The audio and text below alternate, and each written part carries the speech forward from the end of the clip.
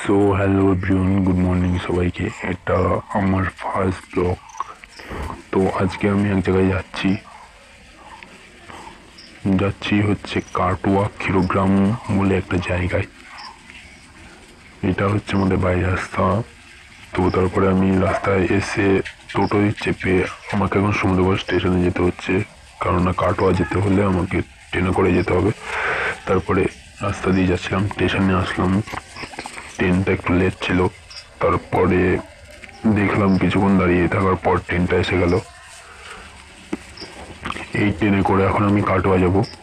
কাটোয়া যাওয়ার পথে আর তোমাদেরকে বলে রাখি, এটা আমি যাচ্ছিলাম একটা সতীপীঠ। এটা মা জগদ্দা মায়ের মন্দির, যেখানে মায়ের বুড়ো আঙুল পড়েছিল।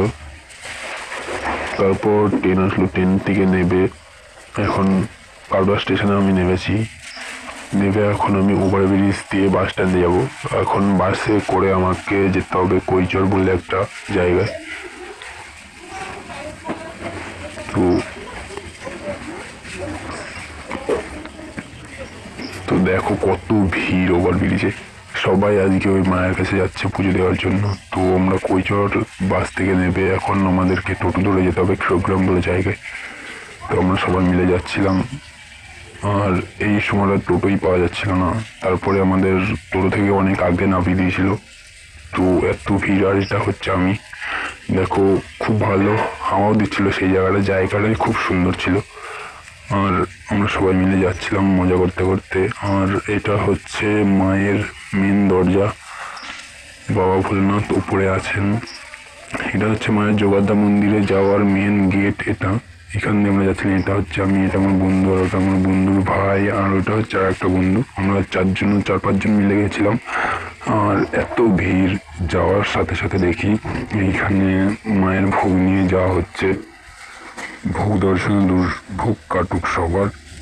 আর যাওয়ার পথে দেখছিলাম ভেড়া বলি হয়েছে। ভেড়াটা খুবই বড় আর রক্ত পড়তে পড়তে যাচ্ছে। আর এত ভিড় দেখো, আমরা মন্দিরে যাওয়ার সময় জুতো খুলে, আর এত ভিড় যে আমরা যেতে পারছিলাম না, খুবই ভিড় ছিল। আর এখন আমরা যাচ্ছি এই ভিড়ের মধ্যে। তো অবস্থা দেখো আমার, এত ভিড়ের মধ্যে কিচ্ছু দেখা যাচ্ছে না, মুখ টুক সব চুপকে যাচ্ছে। আর ক্যামেরা তো দূরে থাক, ক্যামেরা খুব কষ্টে করা হয়েছে। তো এত ভিড়, খুবই সবাই অনেক দূর দূর থেকে মায়ের এখানে পুজো দিতে আসেন। মা জগদ্দা মন্দির খুবই জাগ্রত একটা মন্দির, 51 সতীপীঠের মধ্যে একটি, যেখানে মায়ের বুড়ো আঙুল পড়েছিল। এইখানে মা জগদ্দা রূপে পুজো হন। তো পাতালে তিনি ভদ্রকালী হিসাবে ছিলেন। দেখো এখন আমরা যাচ্ছি ক্ষীরদিঘি পুকুরে। তো এই জলে মা সারা বছর থাকেন আর এই সময় ওঠেন। আর এখন যাচ্ছিলাম একটু ক্ষীরদিঘিটা একটু হাত পা ধুতে। আর এই ভাইটা বলছিল যে এর মধ্যে 108টা পদ্ম ফুলের মালা আছে, তো এটা একটু খুলে দাও। তো দেখো পদ্ম ফুলগুলো কত ভালো। আর আমি এখন যাচ্ছিলাম মুখ টুক ধুতে, একটুখানি জলটা মুখে দিতে। আর এই জল পান করা খুব সৌভাগ্যের ব্যাপার। আর এটা ক্ষীরদিঘি বলে এটাকে। মা যখন ওই পাটটা, ওই যে দেখা যাচ্ছে গাছপালা, ওইখান থেকে যখন শাখা পড়েছিল ছদ্মবেশে শাকারির কাছে, তখন এই জলে কিন্তু ডুব দিয়েছিলেন। তারপরে আর কিন্তু তাকে খুঁজে পাওয়া যায়নি। মা খুবই দয়াময়ী আর অনেকই লীলা করেছেন।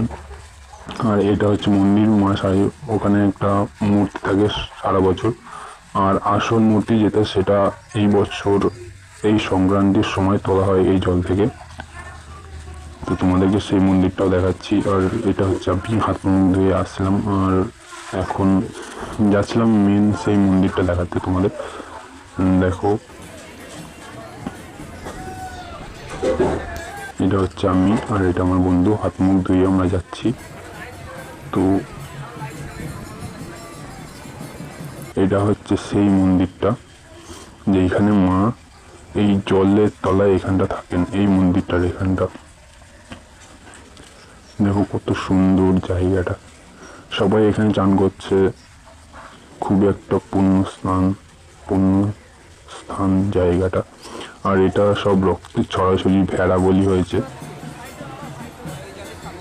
এইখানে মোষ বলি ভেড়া বলি হয়। এটা হচ্ছে বলি জায়গা। তো দেখো কত ভিড় আর কত রক্ত। আমরা তো পায়ে মনে হয় চালটা পড়েছিলাম এইসবে পা দিয়ে। আর ওটা হচ্ছে বাবা মহাদেবের মন্দির ওটা। আর আমরা গেছিলাম তারপরে নাগকেশ্বর ফুল বলে এটাকে, এটা দেখতে বাবার পুজোই লাগে এটা। আর এই যে সব আমরা দাঁড়িয়েছিলাম, এখন আমরা যাচ্ছিলাম সেই মেন যেখানে মা আছেন, মেন মূর্তিটা সেইখানে। এই যে দেখো কত সুন্দর করে সাজিয়েছে মন্দিরটাকে। আর খুবই ভিড়, এত ভিড় যে আমরা যেতে পারছিলাম না। তো দেখো কত ভিড়।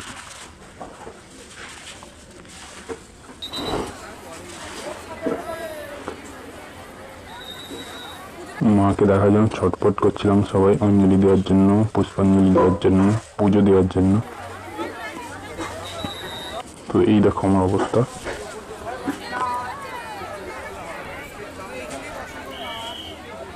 খুব কষ্টে মষ্টে ঠেলাঠেলি করে মায়ের সেখানে পৌঁছলাম, তাও মায়ের মুখটা ঠিকঠাক করে দেখতে পারিনি। পরে আমরা গিয়ে পুজো দেওয়ার সময় তখন মায়ের চরণ ধরেছি, এই ফার্স্ট। মায়ের দয়া ছাড়া যেতে পারতাম না এত ভিড়ে। আর এই দেখো হালকা ভাবে তোমাদেরকে জুম করে দেখানোর চেষ্টা করছি। তো মায়ের মূর্তি একটু মাকে প্রণাম করে নিলাম। তারপরে আমরা এখান থেকে চলে গেলাম আমি মহাদেবের মতন একটু তিলক কাটতে। এই জিনিসটা করতে আমার খুব ভালো লাগে। তো দেখো এই দাদুটাকে বলছিলাম যে একটু করে দাও আর আমি ভিডিও করব। ভিডিওটা ধরেছিলাম আমার একটা বন্ধু। আর দেখো বলো আমাকে কেমন লাগছে এটা পরে, কেমন লাগছে একটু সবাই কমেন্ট করে বলবে। আর আমরা এখন যাচ্ছিলাম একটু ঘুরে দেখতে মায়ের পুজো দেওয়ার জন্য ডালা কিনতে। তো ডালা কিনছি আমরা এখন।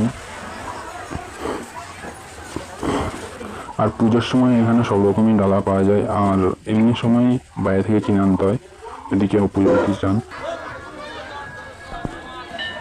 আর 4 দিন পরে জ্যৈষ্ঠ মাসের 4 তারিখে মা আবার উঠবেন অষ্টমঙ্গলের জন্য। আর এইখানে ব্রাহ্মণরা ঘট পেতে পুজো করছিল, এইখানে আমরা পুজোটা দিয়ে দিচ্ছিলাম। নামগোত্র বলে সব পুজো দিচ্ছিলাম আমরা একে একে।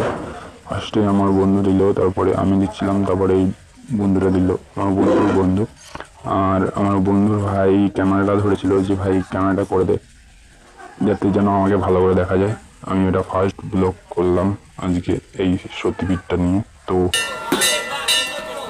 ওই জন্য বলেছিলাম যে ক্যামেরাটা একটু ভালো করে ধরবি। তো আমরা পুজো দিলাম দক্ষিণা দিয়ে।